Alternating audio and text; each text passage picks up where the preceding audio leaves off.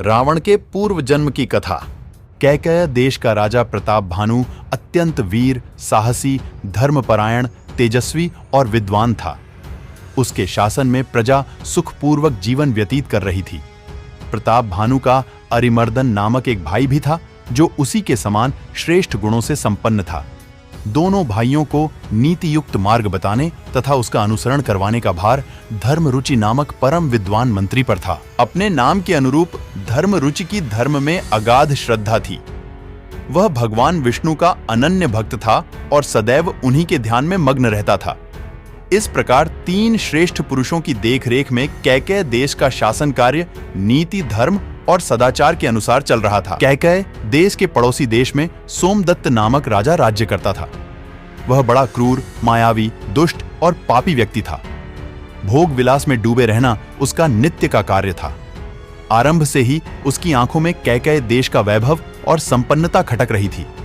वह किसी भी तरह से उसे जीत लेना चाहता था, किंतु बल और शक्ति में उसकी सेनाएं कैकेय देश की तुलना में कमजोर थीं।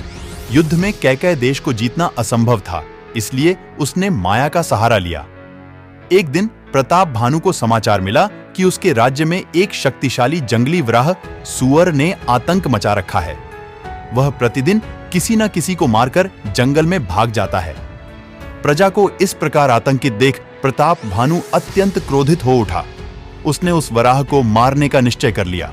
तदनंतर धनुष धारण करके वह उस स्थान पर जा पहुंचा जहां से वराह वन की ओर भागता था। 2 दिन प्रतीक्षा करने के बाद प्रताप भानु को वराह दिखाई दिया। राजा ने अपना घोड़ा उसके पीछे लगा दिया। वराह जान बचाता हुआ घने वन में घुस गया। प्रताप भानु भी उसका पीछा करते हुए वन की ओर चल पड़ा।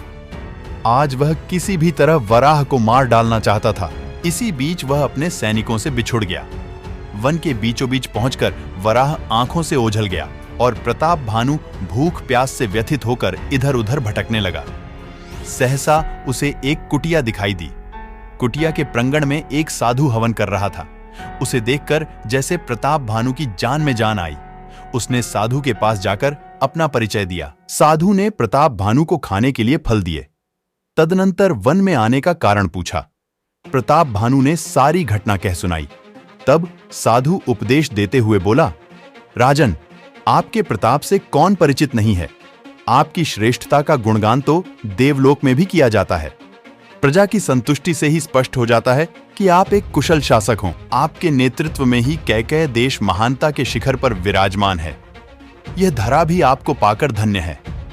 राजन, अब वह भयंकर वराह आपके राज्य की ओर कभी नहीं आएगा। मैं अपने तब्बल से उसे स्वयं ही मार डालूंगा। आप निश्चिंत रहें। साधु की बातें सुनकर प्रताप भानु गदगद होते हुए बोला, मुनिवर, आप जैसे साधुजन की कृपा के कारण ही मैं राज्य की उचित और न्यायप्रिय व्यवस्था करने में सक्षम हूं। राज्य के समस्त वैभव और संपन्नता के पीछे आपका ही आशीर्वाद है। हे मुनिवर, वराह को मारकर आप मेरी प्रजा पर उपकार करेंगे। यद्यपि मैं आपके इस उपकार का आण कभी नहीं चुका सकता, तथापि मैं आपकी सेवा करना चाहता हूं।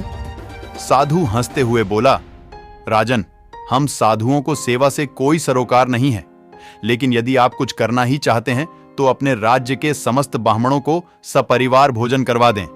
इससे उनके आशीर्वाद से आपके राज्य में सुख समृद्धि का वास रहेगा। आपका यह कार्य सभी को सुख देने वाला होगा। जैसी आपकी आज्ञा मुनिवर। अब आप पुरोहित बनकर मेरे साथ चलने का कष्ट करें, जिससे मैं अतिशीघ्र इस पुण्य कार्य को संपन्न कर सकूं। प्रताप भानु ने कृतज्ञ शब्दों में कहा। साधु थोड़ा सा बौखलाता हुआ बोला, नहीं नहीं राजन, सामाजिक बंधनों से विमुख हुए मुझे अनेक वर्ष हो गए हैं। अब मैं किसी भी समारोह में सम्मिलित नहीं होता, अतः मैं आपके पुण्य कार्य में पुरोहित नहीं बन सकता। परंतु आपकी इच्छा को देखते हुए मैं अपने एक योग्य शिष्य को आपका पुरोहित बनाकर अवश्य भेजूंगा।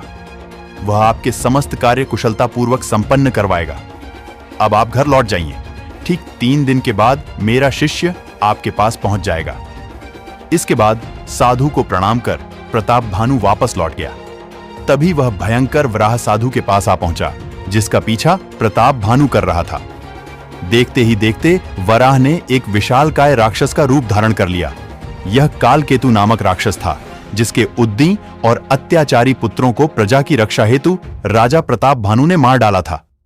कालकेतु भयंकर अट्टहास करते हुए बोला, तुमने आज अपनी बुद्धिमत्ता से श्रेष्ठ अभिनयकर्ता को भी मात कर दिया। जिस प्रकार प्रताप भानु को तुमने दिग्भ्रमित किया है, वह कभी नहीं जान सकेगा कि तुम कोई साधु नहीं बल्कि साधु के वेश में उसके सबसे बड़े शत्रु सोमदत्त हो। साधु वेशधारी सोमदत्त भी अपने वास्तविक रूप में आ गया और हंसते हुए बोला, कालकेतु, इस योजना के पूर्ण होने में तुम्हारा योगदान सराहनीय है। यदि तुम उसे यहां तक न लाते तो हमारा शतरंग कभी सफल नहीं होता।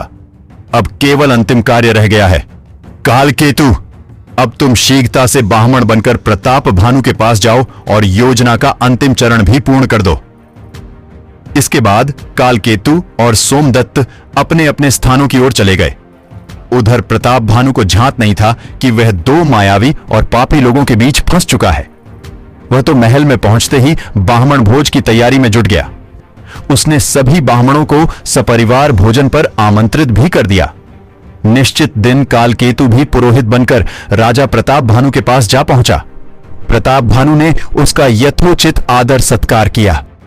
भोजन से पूर्व कालकेतु भोजन के निरीक्षण का बहाना करके रसोई घर में जा पहुंचा और उसमें मांस मिला दिया। जैसे ही ब्राह्मण भोजन करने बैठे, अचानक एक आकाशवाणी हुई, ठहरो, यह भोजन आपके ग्रहण करने योग्य नहीं है, इसमें मांस मिला हुआ है। आकाशवाणी सुनते ही चारों ओर हाहाकार मच गया। ब्राह्मण क्रोधित होकर अपने अपने स्थानों से उठ खड़े हुए और प्रताप भानु को शाप देते हुए बोले, अधर्मी, पापी, तूने मांस परोसकर हमारे धर्म को भ्रष्ट करने का प्रयास किया है। तेरा यह कुकृत्य राक्षसों के समान है। अतएव हम तुझे शाप देते हैं कि तू परिवार सहित राक्षस योनि में जन्म ले। इसके बाद क्रोधित ब्राह्मण वहां से चले गए। यह सब इतनी तेजी से हुआ कि प्रताप भानु को कुछ समझने का अवसर ही नहीं मिला। उसे जब होश आया तो उसने सर्वप्रथम पुरोहित बने कालकेतु को ढूंढना आरंभ किया, लेकिन वह वहां से जा चुका था। ब्राह्मणों का शाप प्रताप भानु को व्याकुल करने लगा।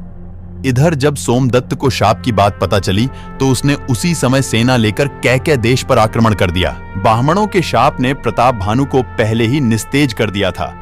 इसी के चलते युद्ध में उसका पक्ष कमजोर पड़ता चला गया।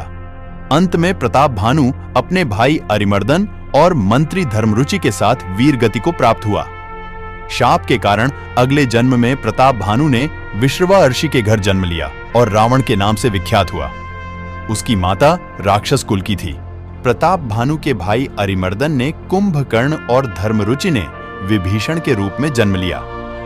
भगवान विष्णु का अनन्य भक्त होने के कारण धर्मरुचि राक्षस योनि में भी परम तपस्वी हुआ। अब अगर आप लोग यहाँ तक आ ही गए हो तो ऐसी और पौराणिक कहानियां देखने के लिए हमारे चैनल को सब्सक्राइब करें और वीडियो को लाइक करना ना भूलें।